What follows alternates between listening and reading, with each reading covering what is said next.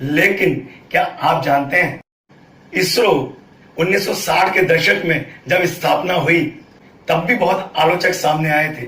हिंदुस्तान जैसे गरीब देश को क्या जरूरत है अंतरिक्ष में जाने के सपने देखने की।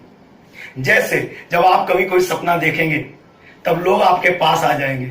आपके पास उतने संसाधन नहीं है, आपको ये सपने नहीं देखने चाहिए, मतलब चकनाचूर कर दो।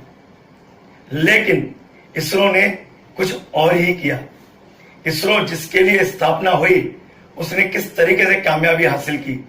रही बात रिसोर्सेस की, उसके पास भी नहीं थे।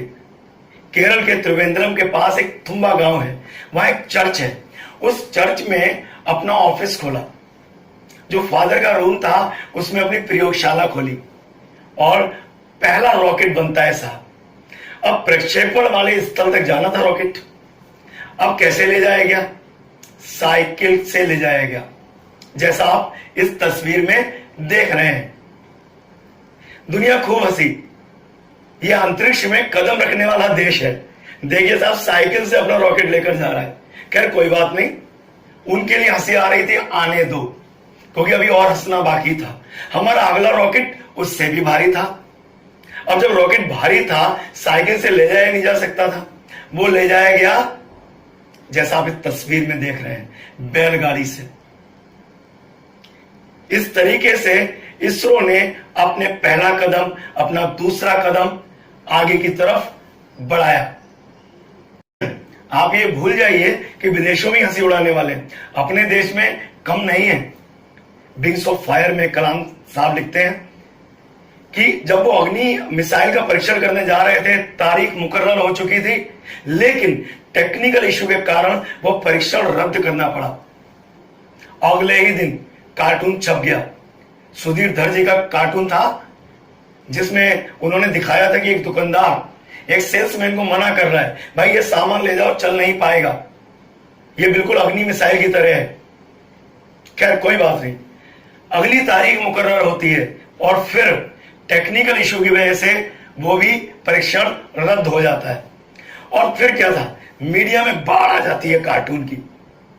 और उसमें एक बड़ा फेमस कार्टून था हिंदू में केशव जी का, कि एक झोपड़ी वाले पैसे गिन रहा है, दूसरे से कह रहा है अगर ऐसे ही परीक्षण रद्द होते रहे तो एक दिन मैं अपना पक्का घर बना लूंगा। क्यों? क्योंकि आसपास का एरिया खाली करा दिया जाता है जब प्रक्षेपण होता है और उसका कुछ मुआवजा मिलता है। हंसी यहीं पर नहीं रुकी। अमूल ने एक कार्टून बना दिया कि अग्नि मिसाइल को अमूल मक्खन की जरूरत है, इस एनर्जी की जरूरत है, तभी मिसाइल कामयाब होगी। खैर, हंसने वाले हंसते रहे और काम करने वाला काम करता रहा। और कलाम साहब और उनकी टीम ने एक दिन ऐसा लेकर आए जिस दिन अग्नि मिसाइल का परीक्षण सफल हुआ और हंसी वालों की हंसी रुक गई और बहुत से लोग उनके साथ आकर खड़े हो गए। हमको तो मालूम था देश के ये वैज्ञानिक एक दिन ये हासिल कर लेंगे। अमेरिका का एक न्यूज़पेपर है, वो लिखता है ये जो परीक्षण किया गया ये जर्मन की मदद से सफल हुआ। अब दोषारोपण पर आ गए, पहले हंसते रहिए फिर दोष दीजिए। यही लोगों का काम है। किसी ने सही कहा है, कुछ तो लोग कहेंगे, लोगों का काम है कहना। इसलिए जब आप सपना देखें तो रिसोर्सेस की चिंता मत करिए। जो भी रिसोर्सेस हैं उनको यूज करके आगे बढ़िए। लोगों को हंसेंगे, हंसने दीजिए, क्योंकि लोगों का काम है हंसना। और जब भी लोग हंसें तो इसरो की इंस्पायरिंग स्टोरी जरूर याद रखिए। और उसके बाद जब आप सफल होंगे तब भी लोग चुप नहीं होंगे, दोष देंगे, इसकी किस्मत सही थी, इसको वो मिल गया था, इसको ये मिल गया था, इसलिए सफल हो गया था। लेकिन सफल तो हुए ना। ये इंस्पायरिंग स्टोरी जरूर याद रखिए।